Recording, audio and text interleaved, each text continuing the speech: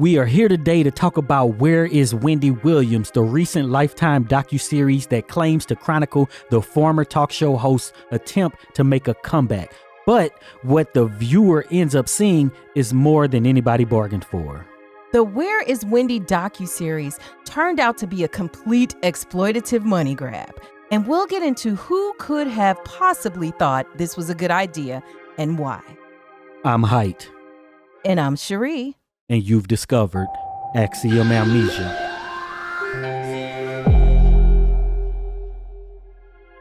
A lot of you requested that we cover this film, and I can't wait for us to talk about it. But first, we want to thank all of the supporters who helped to make this video possible. If you want your name to appear alongside these contributors, make a one-time donation via Cash App or click the thanks button on this video, or you can head on over to patreon.com/Axiom Amnesia or become a channel member by clicking the join button to enjoy all of the benefits of becoming a monthly subscriber. Y'all, a lot of you say that you had no intention. We did a poll on watching this particular docu-series, and I know that a lot of people did watch it and wanted to know what was going on with Wendy Williams. Let me just be full disclosure up front. We are not getting into the sully and the gully of it and this whole spectacle, but we are going to cover the docu-series, the implications. But at the same time, I think that we have to cover this with, not this like, we're about to talk about gossip, but with this kind of, understanding that people's lives are, their own, and how hard it would be to be going through what Wendy Williams is facing in terms of her medical situation and everything like that. So if you're looking for something that's going to be, just sully and gully, this ain't it. But we will be talking about some of the implications and what was actually said. Yeah, but when I was watching it, I was just like, this is just exploitation. Because watching it, it's clear that something is going on with Wendy Williams. Everybody around her possibly should have known, could have known. And the people who are filming the documentary, I guess they say like, oh, we didn't realize it until later on, but this was going on. And then, yeah, it's just everybody should have known, and it still got put out though, too. Yeah, and it was sad, so sad to see the state that she was in. And this is the problem that I kind of have with Lifetime. Now, one thing that you should know is that Wendy Williams, and this was according to her niece who appeared, I saw her say this on The View. And so she appeared, and she said that the niece said that she was not paid any money to appear in this docuseries, and that this actually, Wendy Williams wanted this, and that she, this was at the beginning, because this has been recorded over a number of years, and the recording started back a couple of years ago. So this isn't something they just now recorded this year, but that she had a 3-movie deal with Lifetime, and this is the third installment in that 3-movie deal. If you remember, Wendy Williams had I guess you would call it a biopic or whatever that appeared on Lifetime also that was specifically about her life, and she must have done something else, but supposedly this is the third installment, which means that she will have completed her contractual obligation, which which makes me feel like that's a moral Lifetime is dirty. That's a moral question too, on whether or not somebody can complete a contract. So we all know that she has mental issues and she has to have a conservatorship, which basically means that she can't really make decisions for herself, right? And the money that's coming in and going out is being handled by some other party. A guardian. Mm-hmm. Yeah. So if I signed a contract to do three shows, right? And I'm going to benefit from it. If later on I don't get the benefit because I can't even really make that decision, and then I'm not in control of that money, then why should this still be going on? Because it's really not benefiting me, because maybe the earlier me would have thought it was good, but the me now is not the one who is basically reaping the benefits from it. Yeah, she's not capable. So let's get into this conservatorships just for some context as to what appears to have happened. So basically, what we heard in the news was that, hey, Wendy Williams is speaking out because Wells Fargo has frozen her account, and it was unclear what exactly was happening, except that according to Wells Fargo, they felt like there were some financial improprieties and that Wendy might not have been in control of her money. right? And so, but at the time, we knew she was doing some erratic stuff. We knew that she, had basically been transparent about her substance abuse issues and stuff like that. So, we understood that part of her. But at the time when she was talking, she did seem like she was normal enough to be able to decide she wanted to spend this money that her blood, sweat, and tears earned, and instead of it being somebody else. But anyway, so what this eventually led to was a court case where a judge winds up assigning a guardian, a non-family member guardian, to be in charge of her money. Now, to me, this is supposed professional people who have, who are like, yes, we're the guardians. Come hire us and we will spend some money, right? We will spend this person's money supposedly responsibly, but I don't think that's really what's happening. If you heard of like what happened with Britney Spears and her being free now, so to speak, this was like similar to what happened to her, except her father was the guardian all of that time, until she finally was able to get free with the court ruling. Yeah.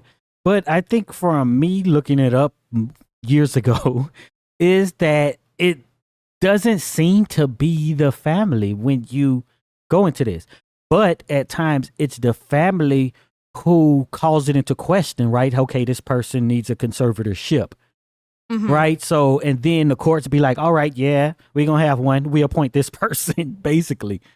But in this case, it's like, it's not even somebody who's involved in the day-to-day who is just like, yeah, we're going to have to put some guardianship over this individual. Right. That's right, because not in the documentary, but I did watch an interview with Wendy's childhood friend where she was saying that she would have to buy, get food ordered for Wendy because everything Wendy would spend would have to be approved by the guardian. And Wendy's trying to order breakfast in the morning and the breakfast might not show up until noon. So like literally they're penny pinching, I'm thinking like, dang, you can't get an allowance, and everything. And it's crazy that even so we got these two popular cases, right? Wendy Williams and Britney Spears. At what point do you not require them to work? Because if it's this person is basically, we're going to just, for lack of a better phrase, just say is incapable of basically managing their own lives. This incapable person doesn't have the ability to go out and work. So what I'm going to do is be in control of them and force them to work to bring in money, not for themselves, but for me to be paid off of that, because you get paid as somebody who's over it, right? Yeah. So, and you manage all of the money so you're really just taking on a slave. Well, and then what they do is they ride these entertainers like Seabiscuit. Yeah. Britney Spears should have, been able to sit down somewhere. Now, I do agree somebody needed to intervene with Britney Spears because she had 2 small children at the time. And somebody's got to look out and figure out what the deal is going to be with those children. Now, I question whether or not somebody should have been in charge of her necessarily at that point, or just figure out what to do with the children. But at least it was a supposed family member who cared. But at some point later, like you almost 40 and she's talking about she can't screw who she wanted to screw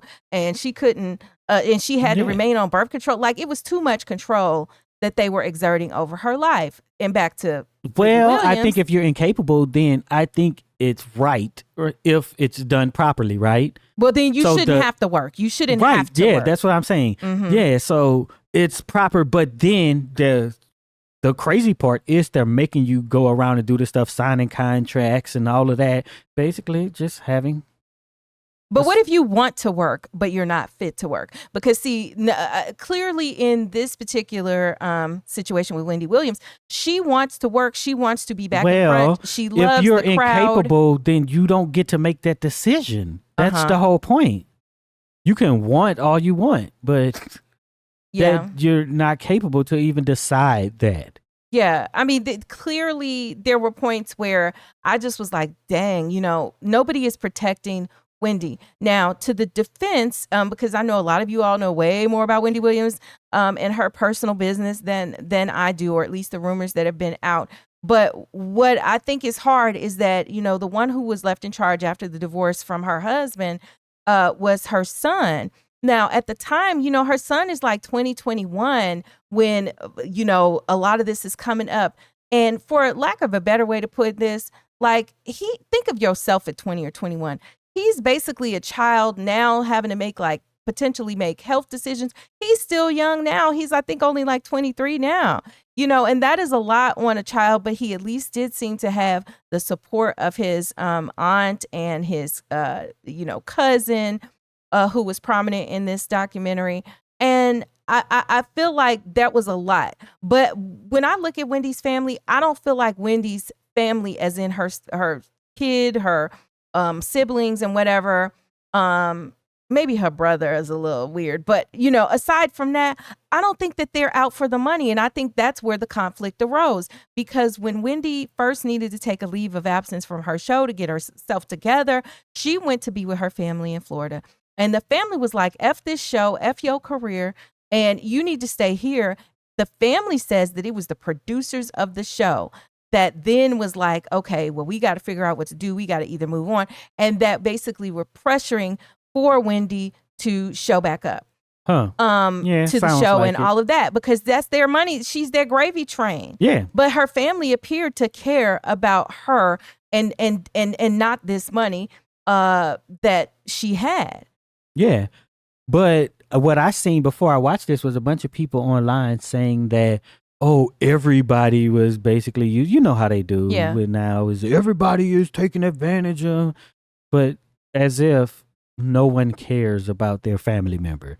Just because someone has money, that's when it comes up that everybody is taking advantage. When, that's what Wendy did too, though. In her career. Mm-hmm. She took advantage of people's situations for monetary gain, right? Mm-hmm. But what I seen in the documentary, then the filmmakers they were orchestrating things, right? They weren't just silent observers, because there was this situation where Wendy's new PR person or publicist was there, and her niece, basically. And then the filmmakers are just like, come over here. We'll get rid of her because the niece was upset, right? Yeah. That, this new person was there. So I'm like, wait a minute, what are we doing here? Now, are you formulating a story, or are you documenting what's happening? Yeah. So to be clear, this is not a documentary. This is like reality TV. This is scripted reality. They are setting up situations. They are, it's like the same type of people. I wouldn't be surprised if it's a reality producer. And another weird thing, and if you guys can find it, go to the comments and let us know. But I had a hard time finding the person who was the director. But if you go to IMDb, not listed. It's not listed. It's not in the film either. And you go to the person who go to the people who are listed as producers. I mean, you have your executive producers. We understand that. But look at the people who are the producers, because the fact that this came out is just repugnant. It's terrible. And I think in the beginning, I can understand, like, the family is now saying, like, this isn't what we thought it would be. They thought that this was going to be, and so did the friend and the other people. They said, we thought this was going to be the comeback story. This is why Wendy did this, to document the comeback story, not to have her out here looking like she was strung out. And a lot of it reminded me of how it was with Whitney Houston in that Whitney and Bobby. Yes, in the Whitney and Bobby reality show, where you watching her go off the rails. And everybody is just watching it for entertainment, and I hated that. I think people do that, but I don't think that's what I saw. I don't think it was like, we just watching her strung out. I think we see somebody who has actual mental issues that is, disease, even though, being strung out is that same thing. And I don't think we just send a spiral. I think it's a sad story of this what happened. And there is no comeback story, even if they thought it would be that. But then that shows that maybe everybody was right. Why would the family still want it to go forward? I guess maybe you don't have a choice once you sign those contracts. Mm-hmm. But I just think the family couldn't control it. That there is no comeback, which is a compelling story. Versus acting like she done came back, and they kind of tried to end it like that. Like, she's much better now. But they said she sounds better, but they ain't seen her face they didn't face show to any verify clips it. of We didn't her see being any better. clips of her being better. We still don't know where Wendy Williams is, and neither did they. is it kind of like that film with Tracy Ellis Ross, Cold Copy? So that this is what Wendy Williams did. You exploited people. You showed their lives, parts of their lives that they didn't want other people to see. Now it's being done to you. You just want to be famous and be talked about, because that was all throughout this documentary. Yeah, she would sit down and she'd say, "Have you ever seen the Wendy Williams show?" Yeah, like she wanted and talk about how she always wanted to be famous and all of that. Yeah. So we get this. We get your exploitation. We get you in the quote worst situation that you've ever been in your life, and it's being put out there for everybody to see. Well, is she happy? Could she be happy with that? You know what I'm saying? But I say yes, she is, because they asked her about it in the documentary, and she's just like, yeah, like in other words, she doesn't care. Well, if you know if something's wrong, like what we're looking at this Wendy, we can't take this is not as the Wendy that would have been known Wendy. before. The question is whether she would have had some shame about being seen in this way or not. Now, because we don't know what her mental state is. Like, we could look at her and say she looks bad or she looks like whatever's going on. But, you know, has this experience changed her in a way that she wants to be even more transparent? Because, you know, she talked about, hey, I don't want to dress like I used to dress anymore. I want to dress like this now. I want to be, you know, having my wig come off. That's the first thing I want to do is take off my wig. When you knew that, if you ever watched Wendy Williams, she was always about her wigs and her look and her whatever.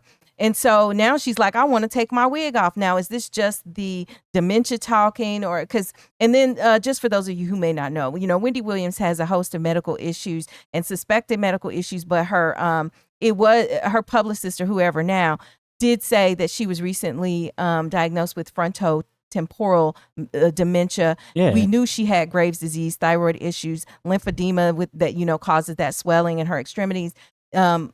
Potentially alcoholism and substance abuse, you know, so all of those things she's got going. But I don't think once you know that someone has dementia, I think that you have to you can't assume that the stuff that they say isn't outside of that diagnosis, right? So once I know, then anything you're saying, I'm questioning whether or not this is a legitimate, non-affected thought that you have expressed. Yes. So anything I can't just take and be like, well, she said this or so-and-so said this. I just can't. Well, and it makes me sad because you know what else too? If anybody has ever dealt with having to try to care for, do what's best for a family member who you really love and who you want to care for, and then you're watching them make decisions that you wouldn't make, you know, full disclosure, you know, I think about like when my dad was getting sick and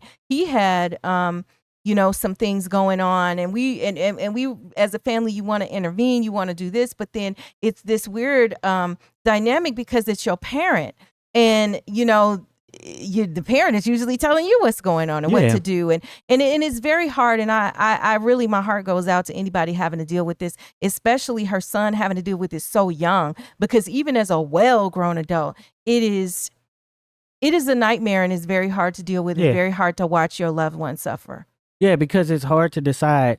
Like, I think some people want to make every single decision, right? And then you have to decide, like, I believe, is this detrimental? Is this just a personal choice issue or a personal preference, right? Because some people think that my decisions, even if someone is well, my decision is better than this person's decision. And then once you come in charge of making decisions for them, then you are making your decisions that you like, right, as a personal preference, as opposed to this other person's personal preference, right? Because if they could be like, yes, I want cake, and then you like, well, cake isn't good, right? Or I want a steak, and you like, well, I think this person should be vegan because I'm into veganism. Right. You know, even though there is, you know, this is the person's choice, and it's not very, very much detrimental, even though some people might claim it is, but it's not detrimental to that person in that way.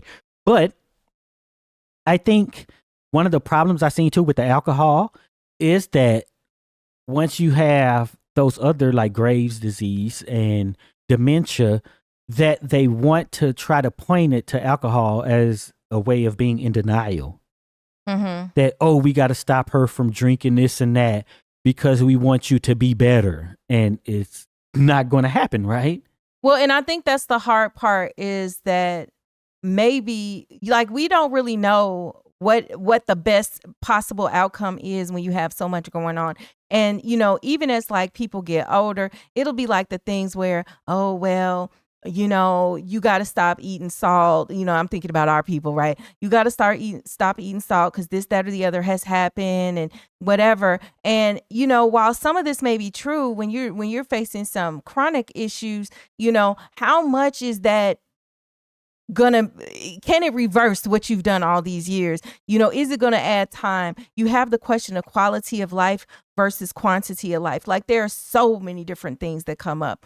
But as far as the mental part of it, it's very hard because you don't know if the person, like you said, if the things that they're saying they want and are doing are part of the affected part of them. Like, if you have dementia, is this the dementia talking, in other words, or is this really you and what you want?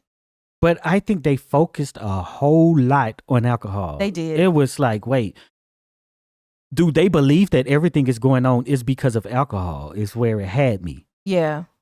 Yeah. Well, I think before they knew everything else that was going on, that was the story that they crafted, in my opinion, before they ever it was like she went to rehab filming. And stuff. Yeah. Yeah. But then the story changed when it was like, okay, especially the revelation of the dementia, because that explains a whole heck of a lot. Yeah. But some people would say it is related because they, it is alcohol induced dementia. But even still, it's still dementia. Yeah. So that's something that, that I just, and again, I think is just, I don't know. In a lot of ways, it was just very hard for me to watch this whole thing. Yeah. And I guess like from a standpoint of people who like gossip and drama who would watch the Wendy Williams show and listen to Wendy Williams radio, you get what you want because now it's Wendy Williams. But my thing is, I guess you explained it where they had a deal where she has 3 shows or whatever. It's like, why is so much about Wendy Williams coming out in so fast? Like, it's just, it's just so crazy to me that there was this other was it a documentary or a movie? Or it was like a movie because somebody was playing her. A movie and stuff. Like, dang. In the last few years. Yeah. It's a whole lot. But I just, so some people do feel like, and you kind of touched a little bit on this earlier.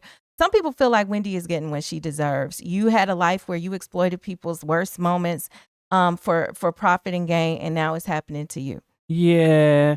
The problem with that, though, is that it does fall on the family, and how complicit is the family in what you chose to do 30 years ago into now. Right. So because all your family can do is like the best that they can do for you. Yeah. And when I look at her family, I feel like, it's not, I did not get the impression that you have a whole bunch of hangers on. But let's table that about the family. And let's talk about the guy, her current manager. She has this publicist, these other people. To me, the people who are in her everyday personal life, I don't like that because I'm like, her manager used to be her jeweler. What do you know about management? Basically, you're kind of like the babysitter. But if you are the babysitter, then why does she have, a bottle of vodka if that's what you're trying to limit? Like how she doesn't have money for food, but then you got the vodka bottle here. How did that get here? Can you order in vodka? I think you can. You can. So who paid for that? But how she get money? So she is separate from the Guardian, too. In some ways, right? Because there was one point where she had a whole stack of cash and he was like, Wendy, why you cash out, Yeah. And so basically when she has earned money or figured out how to make money separate from the Guardian, they got a separate account because that's what the manager said. But the manager, is he doing what's best for Wendy? Think about it though, still you're separate from the Guardian because you're still going around making money on your own somehow and buying basically, I'll say paying for property and those sort of different things. Like that's very weird because I guess they're not close enough to be doing anything.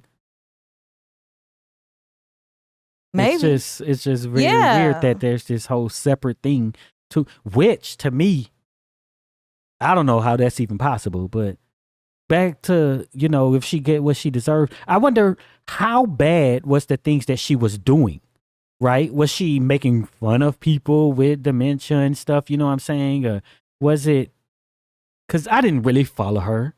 Well, I She would was say probably this. I don't think exposing that she people for was cheating and stuff. mean-spirited. I just think she was a gossip, right? She's a typical gossip, and she was going to ask you Well, stuff that was deep into your personal Did she business. make fun of people? I don't think she made fun of people. Huh. I just think she just exposed them and was like, now y'all correct me in the comments because I didn't watch Wendy Williams every day, but I mean, I've seen some of her shows. I feel like I've seen at least enough to be basically I don't familiar know. with her. That might but be Wendy Light.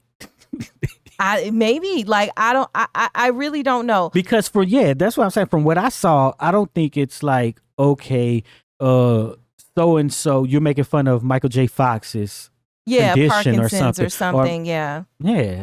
So that's a lot different than you deserve to be shown that your husband went out and had a baby on you versus we need to show you struggling medically with your eyes bucked open and stuff all the time. Yeah.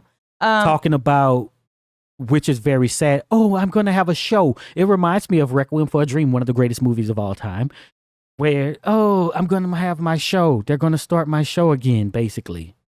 I'm going to have a new show. Yeah. I mean, I listen, to me, Wendy was clearly delusional at parts of this. And her hangers on just fed that delusion, which I kind of hate. I do understand that sometimes you can't argue with a person who, has it in their mind. She would be kind of quite mean and snippety.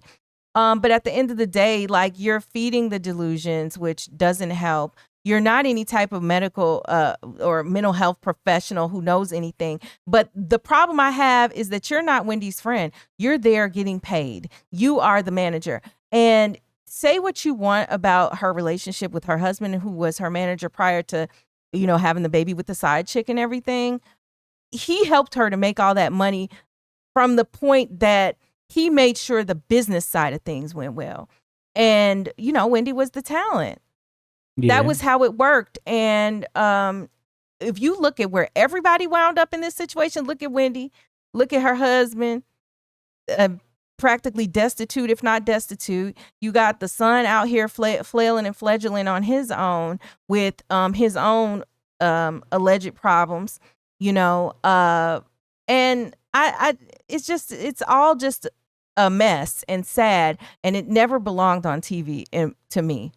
This shouldn't even have been shown. But the idea, did she get what she deserves? I agree with you. I would say this isn't what anybody deserves. I don't care even. Well, some people do. Well, it depends on what they've done. From what I've seen of her, like you said, hey, tit for tat, when your husband cheated and had a baby on the side, you talked about other people's situations, you get talked about. Okay, that's same level stuff. But like, to be exposing you like this, that's just another type of that's repugnance, and it's wrong. Mm-hmm. It's very wrong. And so as far as people watching it and stuff, I was kind of glad to see that a lot of people had decided not to watch it, at least according to your poll. And I believe y'all, I think that a lot of our viewers are people who are a lot more evolved than to get off on this kind of stuff. Not that, watching it makes you a bad person, but it's just like, I don't know. What do y'all call that? Trauma porn? I don't know that this is trauma. Because I got absolutely nothing from this.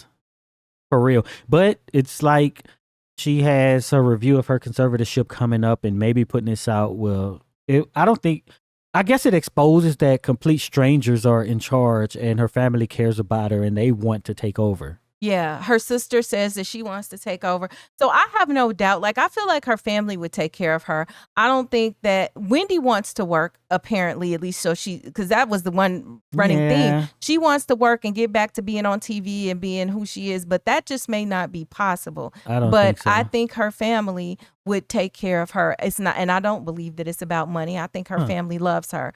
And the other part she said about money was that I have a lot of money and that money is for my son. When I'm gone, that money is for my son. But look at who's spending it up. See, to me, the conservatorship. Oh, and let me just point out that her guardian is allegedly being sued by another family that she she or he was guardian of. I don't know why I feel like the guardian is a female. And I don't know that the guardian has been exposed, but just something about the way they were talking about the person made me think that maybe they were a female, but I don't know. But anyway, this person is under the eye of scrutiny about potential financial improprieties with other people. Yeah, I don't know, but I just think that if you are being someone's guardian and you don't know them, there's always going to be problems. So, you know, and to just want to be in that role too over somebody why can't you work with the family? Yeah, exactly. That's what I'm saying. So it's that sort of person who would take on that sort of role. Because it's capitalism. Them. It's all about money. Yeah. And let me tell you what else was that one movie like that where they was putting the women in the homes? It was a movie a couple years ago like that. Oh, go to the comments and let us know the title of that film. But that wasn't the Stepford Wives remake. No. It was something. Yeah, I know what you're talking about. I can't remember what movie that was. But what I believe it is I believe that these conservatorship companies are I Care racket. a Lot. That's the movie. Say it again? I Care a Lot. Okay. Yeah. I think that these conservatorships are a racket. As far as the professional conservators, I think that they are there. See, somebody who's got Wendy Williams kind of money, you are there to siphon off her generational wealth and of the this bank, right? Black woman, and take it away from her and have it be to the bank. I want to know where the money really is going. I want a full analysis. Like, to me, that's what should be happening, not what we see happening here. And if anybody should get the money that Wendy Williams earned with her blood, sweat, and tears, it should be her child and her family over these randoms coming in, paying kickbacks to whoever, because you could think about it. Who is her doctor? Who is her therapist? Because she said they had her going to these people, right? This is somebody you done hooked up. Yeah, and I think it comes all the way down from the bank to the courts and all of this. Like, right, you probably have a judge or whoever who always chooses this certain company to do this. And then look, then they get the hangers on around her to be paid. So the manager is getting paid. Even the publicist is getting paid. These other people are getting paid. And it's very hard to see somebody making decisions for your loved one who don't love your loved one like you do. Yeah. That's a hard, because just how when she came in and she was like, this is my aunt. I love my aunt, and this woman is over here acting like she's my aunt's best friend, but you're being paid. Mm-hmm. You're being paid. Yeah. And that's the motivation, but this is capitalism. That's how it goes. And yeah, I got nothing from it. Yeah, absolutely. If you watched the promo, then you got enough. You didn't need to waste. Again, we said this actually we did a review of the Selena and Yolanda, Selena Quintanilla Perez, the star who was taken out by one of her employees, acquaintances, whatever, friends. And it's similar type of thing. You make this long docuseries where you taking forever to get to stuff, and then you're just milking it for profit, and it ain't right. That's the only thing really happens in these situations is the network and the people who create it get paid. And I did see in the credits and stuff, I think Wendy Williams is listed as an executive producer and her son may be a producer or something, some little credits.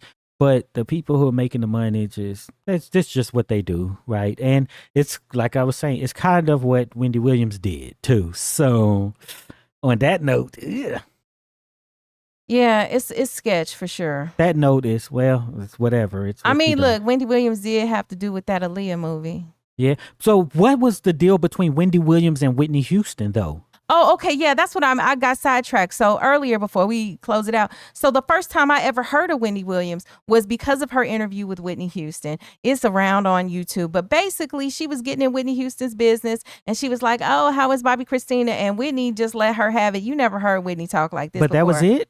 That was it. That was her issue? It was that Whitney, essentially, I want to say cussed her out, But Wendy Williams. But I want to know what Whitney was upset about. Because it was at a time where Whitney's drug abuse was being exposed, and Wendy, I don't remember if it was before or right after this interview, but when Wendy got her on the phone, and basically Whitney was like, why you got my name in your mouth, and why are you talking about my child, in the sense that, like, don't ask about my child. She's being good. And basically mind your business. But of course, you know, Wendy is a gossip. So that was the conflict. Now, Wendy came back later and was like, well, you know, I've done cocaine and I used to be on coke and whatever. And now I'm better, kind of thing, right? So she exposed her about that, or was it just? It's just she's talking about her and gossiping about her alleged, you know, drug use, et cetera, et cetera.